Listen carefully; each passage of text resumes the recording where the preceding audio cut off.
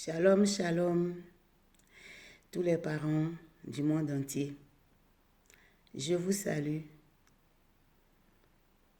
et Dieu aussi vous salue parce que Dieu vous aime. Alors, en cette fin d'année, je voulais parler aux parents de la planète, aux parents, quel que soit dans le pays dans lequel tu te trouves, à tous les parents du monde entier. Parce que depuis le 6 novembre,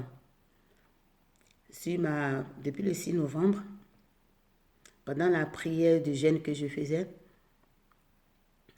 en fait, vous savez, notre corps est le temple du Saint-Esprit. C'est vrai que ce n'est pas tout le monde qui croit en Dieu et ce n'est pas tout le monde même qui croit que Satan existe. Donc, c'est vice-versa. Mais c'est pour dire que Dieu existe. Tout ce qui a été créé a été fait par Dieu, a été créé par Dieu. Et Dieu est à l'origine de l'homme, la pièce maîtresse de la civilisation planète Terre. Depuis la création, notre Dieu est la pièce maîtresse de la création de toutes choses. Voilà. Chers parents, je voulais vraiment vous édifier. Que tu sois pratiquant d'une religion, que tu sois, comme on appelle, animiste, que tu sois, comme on appelle, quelqu'un qui, qui dit que Dieu n'existe pas, quelqu'un qui, qui ne croit en rien. C'est pas important. Ce qui est important, quand tu es parent, quand Dieu a fait que tu es devenu parent, il t'a donné l'autorité d'être parent, c'est déjà le plus important. Alors ce matin, je voulais vous dire en fin d'année, cette fin d'année, ce que j'avais à dire aux parents. Aimez vos enfants.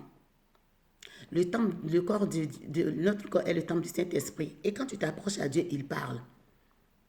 Moi, depuis le 6 novembre, pendant ma prière, parce que je priais sur les autels de ma famille, les blocages, je voyais des choses qui n'allaient pas. Dans ma famille, je priais, parce qu'après, les autels, c'est très important. Mais les autels, nous ne sommes pas assez conscients. Mais quand tu t'y mets, souvent quand tu pries, tu cherches ton Dieu, il te montre les choses cachées. Comme dans Jérémie 33, verset 3, il a dit, « Invoque-moi le jour de la détresse et je te montrerai les choses cachées. » C'est vrai, Dieu nous montre les choses cachées. Et en ce moment-là, moi, je me suis réveillée avec une parole tout au fond de moi, où le Saint-Esprit en moi était activé. Vraiment activé, parce qu'il y a des moments où on n'écoute pas le Saint-Esprit, et nous-mêmes, on ne va pas le chercher, on ne prie pas pour qu'il soit activé. Mais c'est dans la prière que le Saint-Esprit s'active beaucoup, personnellement. Et en ce moment-là, j'entends une voix qui dit, « Bâtis autel contre autel. »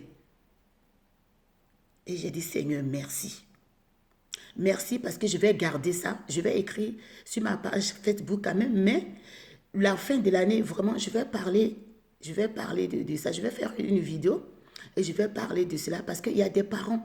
Quand on priait beaucoup pour la pandémie. Quand on était confinés au mois de mars, c'était difficile.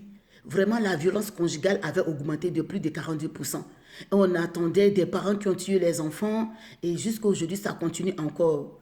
Des parents qui tuent les enfants dans le monde entier. C'est très, très important. Aimons nos enfants. Et même là, pendant les fêtes de fin d'année, il y a eu des parents qui ont tué leurs enfants. Et il y a des enfants aussi qui sont morts. Nous ne savons pas dans quelles conditions, mais Dieu seul sait. Il y a le trafic aussi des enfants. Le trafic des enfants. Dieu aussi m'avait montré ça une année où j'ai prié. Vraiment, c'était en 2018. J'étais là comme ça et il y avait aussi ce message comme ça qui est venu en moi pendant la prière. Priez pour les enfants. Priez pour le trafic des enfants. Et j'ai pleuré, j'ai commencé à prier, j'ai appelé mes enfants. Nous avons commencé à prier au moins 1 heure et demie. Les enfants souffrent beaucoup.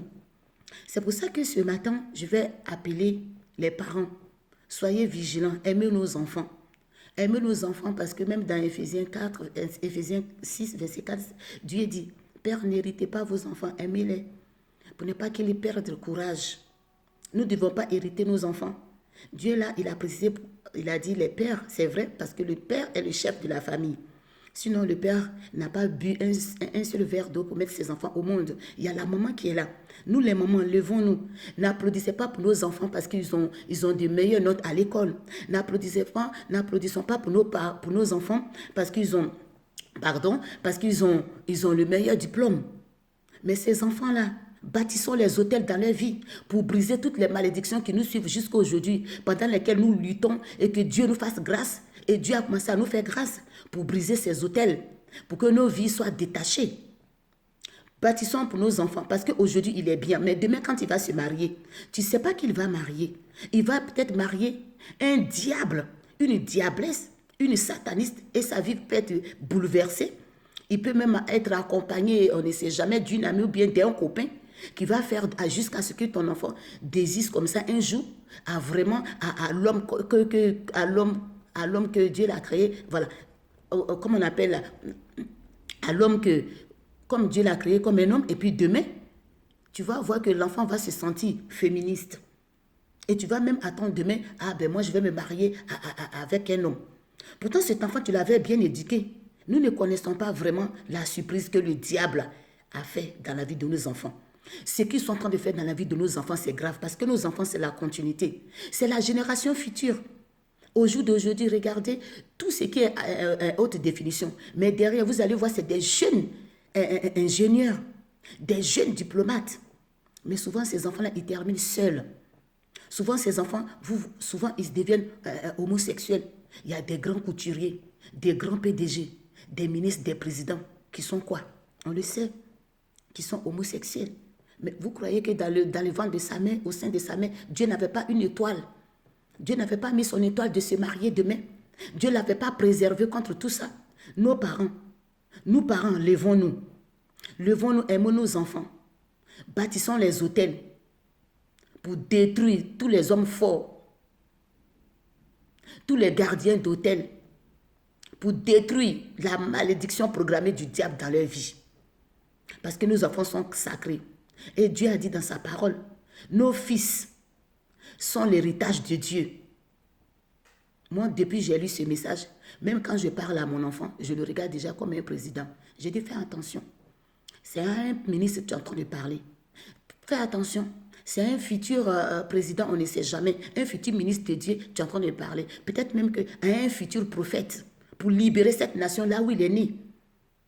Pour libérer ce continent là où il est né. Attention, je ne dis pas de gros mots à mes enfants. Ni dire des mots voyous, bandits, prostitués, ou bien enfants idiots, ou bien même des choses vraiment qui veulent dire dans mon intime des choses graves. Non.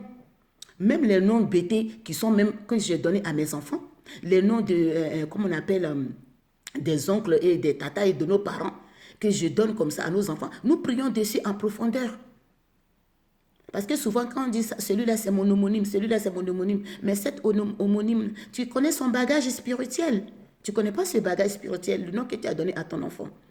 Vraiment, je vous exhorte, chers parents, levons-nous cette fin d'année et commençons à sceller, à tisser une alliance avec notre Dieu. Consacrons nos enfants à Dieu. De la manière que nous prions, nous vous dites, Seigneur, protège-nous, protège-moi, ma famille. Rentrons en profondeur. Que Dieu protège nos enfants. Que sa continuité, la continuité de nos enfants, soit préservée. Parce que nos enfants, c'est la continuité, c'est notre héritage. C'est comme notre trace qu'on laisse sur la terre. Que nous les enseignions la parole de Dieu et que cette parole ne s'éloigne point d'eux. Oui, que cette parole ne s'éloigne point de nos enfants. Que vraiment Dieu vous bénisse. Et bénisse même aussi les parents qui ont perdu leurs enfants. Croyez en Dieu et il vous donnera encore des enfants. Et les enfants qui sont dans les hôpitaux, les enfants malades, je prie pour ces parents au nom puissant de Jésus. Que Dieu même vous bénisse dans votre fidélité d'accompagner vos enfants et continuez à faire ce que vous faites parce que ces enfants seront déjà guéris par le sang de Jésus. Ils sont guéris parce que le sang de Jésus sera transfusé dans leur sang. Et Dieu va les rajeunir, il va les renouveler, il va guérir les cellules. Ces enfants-là sont un miracle. Dieu sait à quel moment où cet enfant va sortir de là où il est et tu vas rendre témoignage à sa gloire. Que Dieu vous bénisse, que cette fin d'année soit doublement, surnaturellement bénie pour vos enfants. Parce que c'est notre continuité. Les enfants du monde entier, je vous fais de gros bisous. Vous êtes les meilleurs de vos parents. Que Dieu même vous bénisse abondamment. Bye.